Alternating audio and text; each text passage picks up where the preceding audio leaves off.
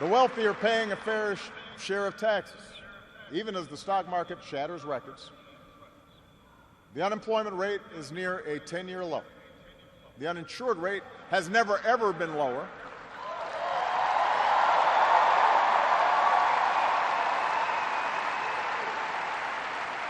Healthcare costs are rising at the slowest rate in 50 years. And I've said, and I mean it, if anyone can put together a plan that is demonstrably better than the improvements we've made to our healthcare system, that covers as many people at less cost, I will publicly support it.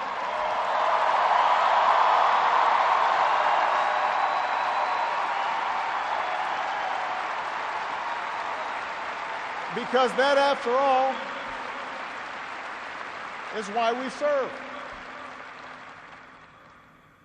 Not to score points or take credit, but to make people's lives better. But for all the real progress that we've made, we know it's not enough. Our economy doesn't work as well or grow as fast when a few prosper at the expense of a growing middle class and ladders for folks who want to get into the middle class. That's the economic argument, but stark inequality is also corrosive to our democratic idea. While the top 1% has amassed a bigger share of wealth and income, too many of our families in inner cities and in rural counties have been left behind.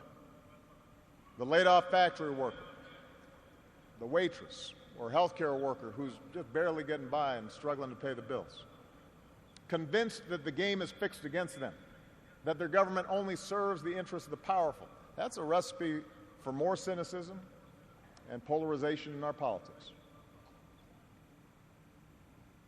Now, there are no quick fixes to this long-term trend. I agree, our trade should be fair and not just free. But the next wave of economic dislocations won't come from overseas. It will come from the relentless pace of automation that makes a lot of good middle-class jobs obsolete. And so we're going to have to forge a new social compact to guarantee all our kids the education they need, to give workers the power to unionize for better wages, to update the social safety net to reflect the way we live now, and make more reforms to the tax code so corporations and individuals who reap the most from this new economy don't avoid their obligations to the country that's made their very success possible.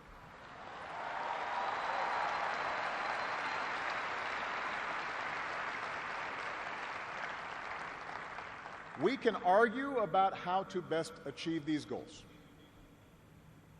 but we can't be complacent about the goals themselves. For if we don't create opportunity for all people,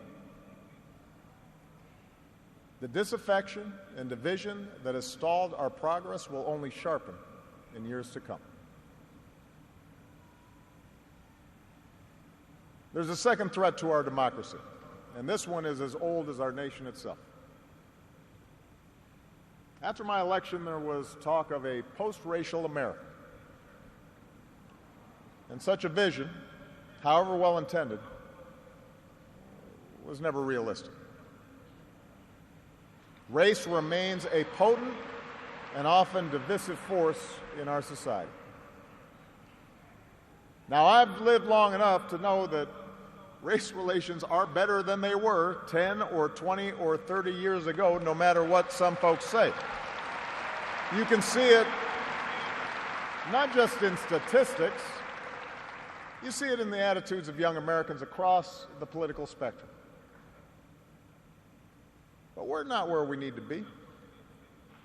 And all of us have more work to do. If every economic issue is framed as a struggle between a hardworking white middle class and an undeserving minority, then workers of all shades are going to be left fighting for scraps while the wealthy withdraw further into their private enclaves.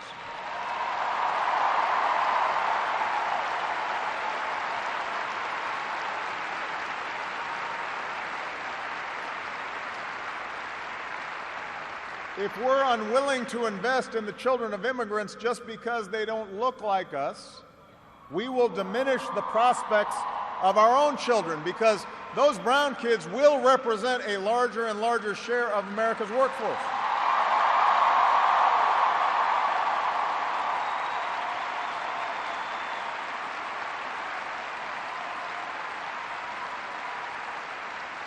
And we have shown that our economy doesn't have to be a zero-sum game. Last year, incomes rose for all races, all age groups, for men and for women.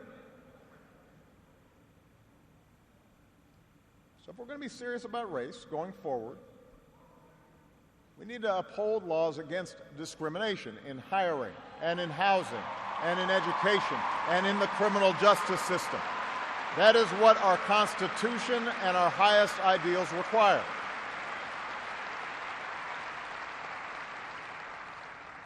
But laws alone won't be enough. Hearts must change. They won't change overnight. Social attitudes oftentimes take generations to change. But if our democracy is to work the way it should in this increasingly diverse nation, then each one of us need to try to heed the advice of a great character in American fiction, Atticus Finch, who said, "You never really understand a person until you consider things from his point of view, until you climb into his skin and walk around in it." For blacks and other minority groups, that means tying our own very real struggles for justice to the challenges that a lot of people in this country face. Not only the refugee or the immigrant or the rural poor or the transgender American, but also the middle-aged white guy who, from the outside, may seem like he's got advantages, but has seen his world upended by economic and cultural and technological change. We have to pay attention and listen.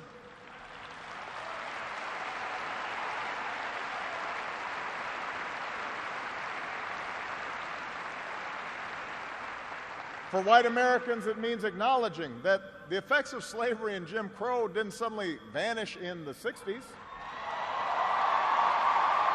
That when minority groups voice discontent, they're not just engaging in reverse racism or practicing political correctness. When they wage peaceful protest, they're not demanding special treatment, but the equal treatment that our founders promised.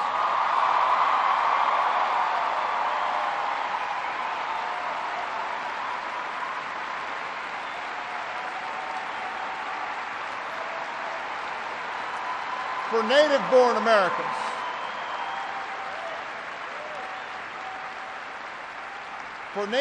Americans, it means reminding ourselves that the stereotypes about immigrants today were said almost word for word about the Irish and Italians and Poles, who it was said were going to destroy the fundamental character of America. And as it turned out, America wasn't weakened by the presence of these newcomers.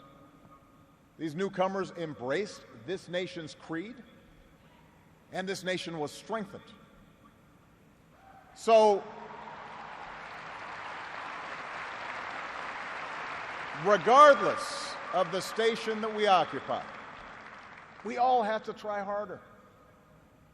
We all have to start with the premise that each of our fellow citizens loves this country just as much as we do, that they value hard work and family just like we do, that their children are just as curious and hopeful and worthy of love as our own.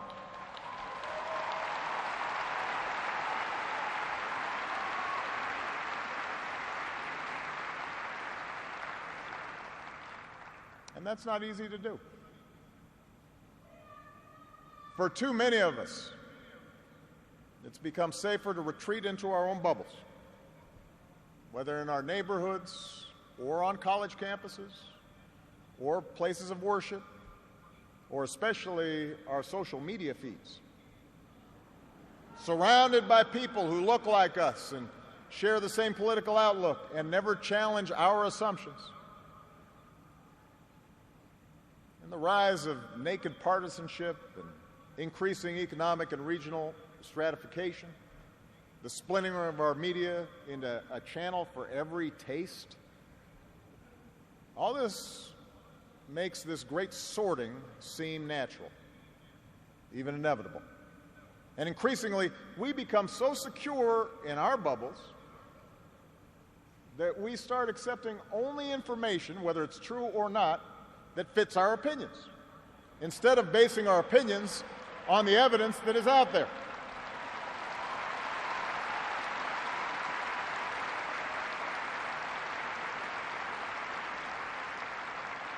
And this trend represents a third threat to our democracy. Look, politics is a battle of ideas. That's how our democracy was designed. In the course of a healthy debate, we prioritize different goals and the different means of reaching them. But without some common baseline of facts, without a willingness to admit new information and concede that your opponent might be making a fair point, and that science and reason matter, then we're going to keep talking past each other, and we'll make common ground and compromise impossible.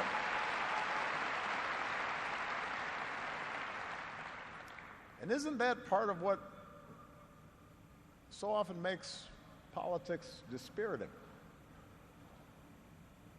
How can elected officials rage about deficits when we propose to spend money on preschool for kids, but not when we're cutting taxes for corporations? How do we excuse ethical lapses in our own party, but pounce when the other party does the same thing? It's not just dishonest, this selective sorting of the facts. It's self-defeating. Because, as my mom used to tell me, reality has a way of catching up with you.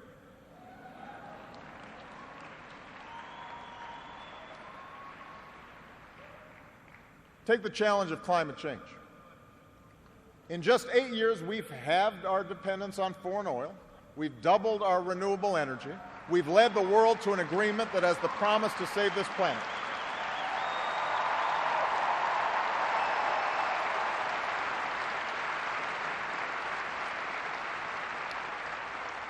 But without bolder action, our children won't have time to debate the existence of climate change. They'll be busy dealing with its effects. More environmental disasters, more economic disruptions, waves of climate refugees seeking sanctuary. Now, we can and should argue about the best approach to solve the problem. But to simply deny the problem not only betrays future generations, it betrays the essential spirit of this country, the essential spirit of innovation and practical problem solving that guided our founders.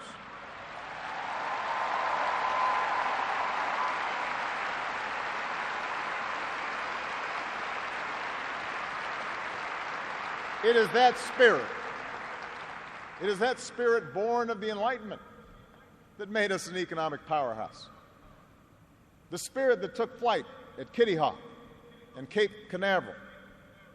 The spirit that cures disease and put a computer in every pocket. It's that spirit, a faith in reason and enterprise, and the primacy of right over might that allowed us to resist the lure of fascism and tyranny during the Great Depression, that allowed us to build a post-World War II order with other democracies, an order based not just on military power or national affiliations, but built on principles: the rule of law, human rights, freedom of religion and speech and assembly, and an independent press.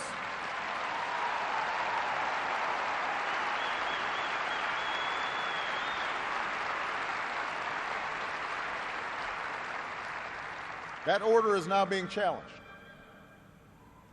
First, by violent fanatics who claim to speak for Islam. More recently, by autocrats in foreign capitals who see free markets and open democracies and civil society itself as a threat to their power. The peril each poses to our democracy is more far-reaching than a car bomb or a missile. They represent the fear of change, the fear of people who look or speak or pray differently, a contempt for the rule of law that holds leaders accountable, an intolerance of dissent and free thought, a belief that the sword or the gun or the bomb or the propaganda machine is the ultimate arbiter of what's true and what's right.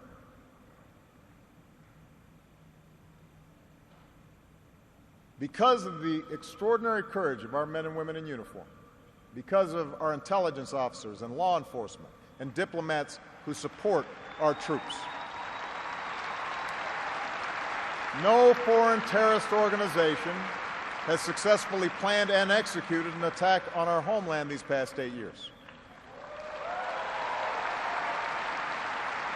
And although Boston and Orlando and San Bernardino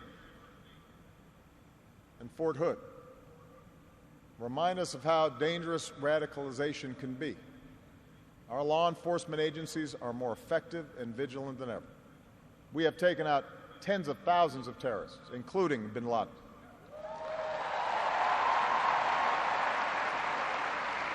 The global coalition we're leading against ISIL has taken out their leaders and taken away about half their territory.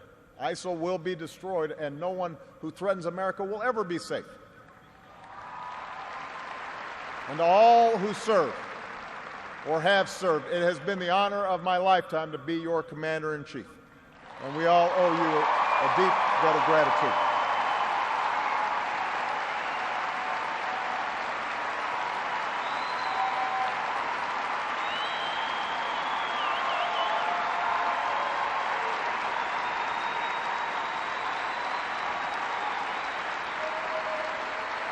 But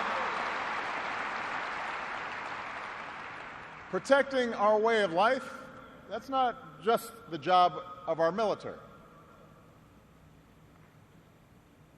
Democracy can buckle when it gives in to fear.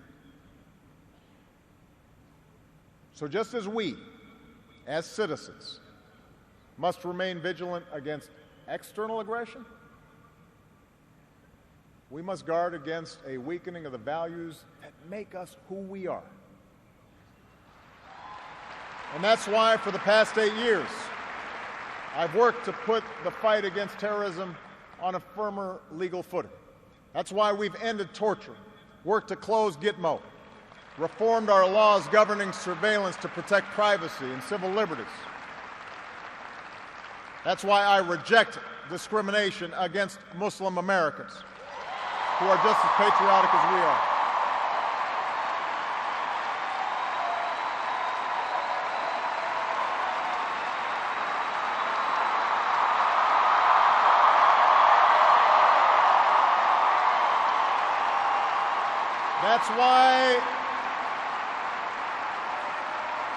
That's why we cannot withdraw. That's why we cannot withdraw from big global fights to expand democracy and human rights and women's rights and LGBT rights.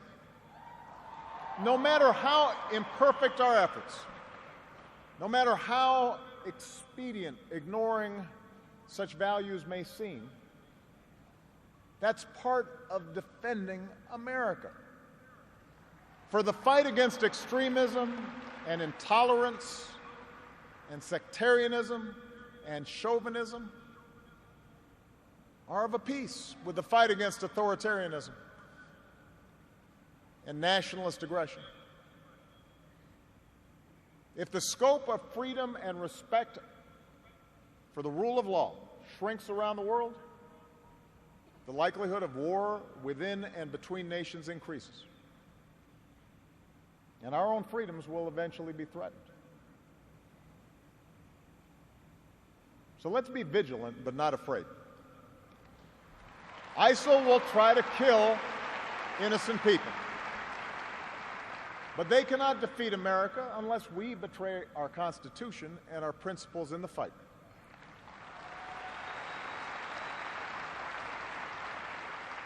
Rivals like Russia or China cannot match our influence around the world unless we give up what we stand for and turn ourselves into just another big country that bullies smaller neighbors.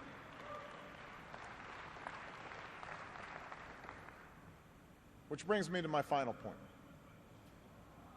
Our democracy is threatened whenever we take it for granted. All of us, regardless of party, should be throwing ourselves into the task of rebuilding our democratic institutions. When voting rates in America are some of the lowest among advanced democracies, we should be making it easier, not harder, to vote.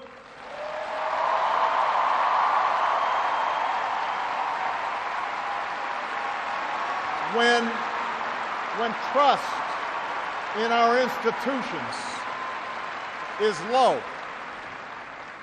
we should reduce the corrosive influence of money in our politics and insist on the principles of transparency and ethics in public service. When Congress is dysfunctional, we should draw our congressional districts to encourage politicians to cater to common sense and not rigid extremes.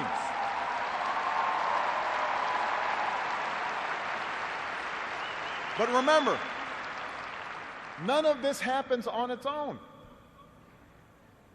All of this depends on our participation, on each of us accepting the responsibility of citizenship, regardless of which way the pendulum of power happens to be swinging.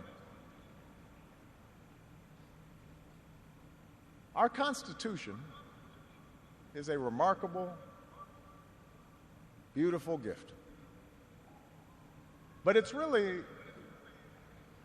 just a piece of parchment. It has no power on its own. We, the people, give it power.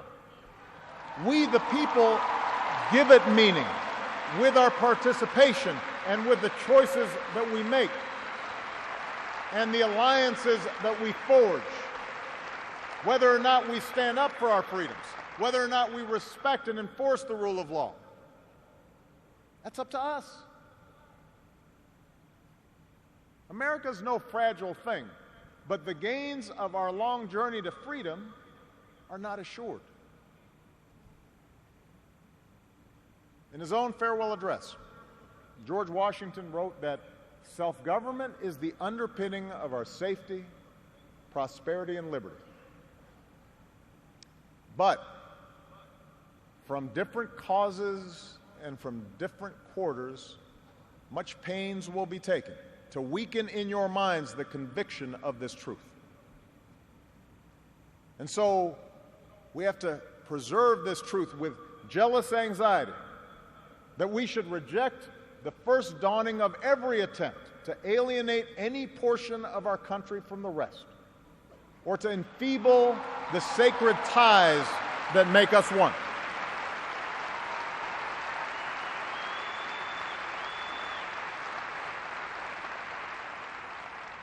America, we weaken those ties when we allow our political dialogue to become so corrosive that people of good character aren't even willing to enter into public service. So coarse with rancor that Americans with whom we disagree are seen not just as misguided, but as malevolent. We weaken those ties when we define some of us as more American than others, when we write off the whole system as inevitably corrupt, and when we sit back and blame the leaders we elect without examining our own role in electing them.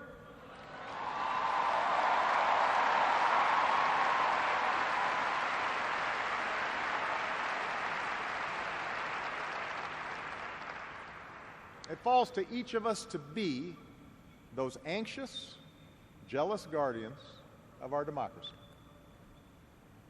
to embrace the joyous task we've been given, to continually try to improve this great nation of ours. Because for all our outward differences, we in fact all share the same proud title, the most important office in a democracy: citizen. Citizen.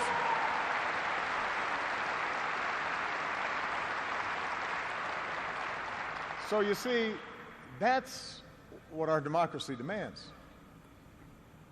It needs you. Not just when there's an election, not just when your own narrow interest is at stake, but over the full span of a lifetime. If you're tired of arguing with strangers on the internet, try talking with one of them in real life.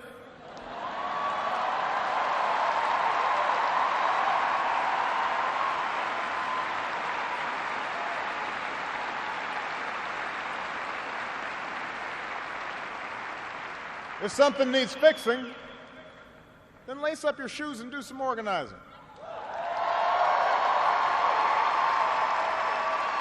If you're disappointed by your elected officials, grab a clipboard, get some signatures, and run